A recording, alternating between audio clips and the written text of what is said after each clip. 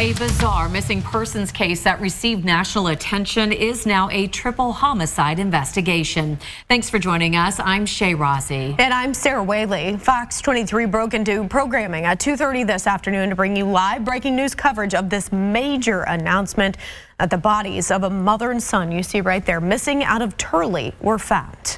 Fox 23 weekend anchor Rick Marinon is live near 56th Street North in Lewis, where the two were found in a field. Rick.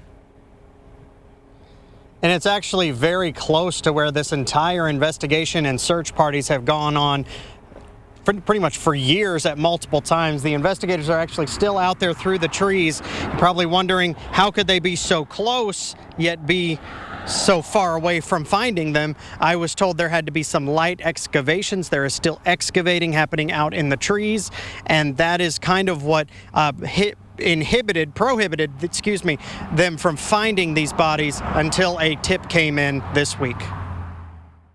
Now that they know where they are, the entire case now turns into who killed them all. We found two bodies, and we found items that again lead us to believe that it belongs to Glenda as well as Dwayne. Tulsa County Sheriff Vic Regalado announced Wednesday the search for Dwayne Selby and his mother, Glenda Cookie Parton, ended Tuesday after someone called in a credible tip about where to find their bodies. Selby disappeared with Jack Grimes in October 2021, and Parton disappeared while looking for her son. Now Regalado says all three were murdered. This is very complex. Homicide investigation. It's now a triple homicide with very little cooperation, very few witnesses, if any. When looking at a map of all the crime scenes, you can see how close everything played out. From the abandoned vehicles to the house Grimes and Selby shared, to now where their bodies were found. Regalado says it appears the men never left the state, let alone the Tulsa Metro, before they were killed. DNA testing and forensic exams will have to confirm the remains as Selby and Parton, but Regalado says there was some confirmation at the scene. And based on some of the items surrounding those bodies, we believe it to be the bodies of victims Glenda Parton and Dwayne Selby. I spoke with Jack Grimes' sister Nancy Clayton last fall, who was with Cookie when she searched for the men. She believes Parton was killed because she found out what happened and confronted the killer. We can't help but think she found out something or saw something we don't know. And we hated that happened. I tried to get her to come home with me, but she didn't want to. She wanted to stay there. Jack Grimes was found in November 2021 in a field west of his home. His sister told me she hoped Selby and Parton's family could at least get some closure someday so they could at least say goodbye. Their family is really tore up too, because they've been waiting and they have no idea.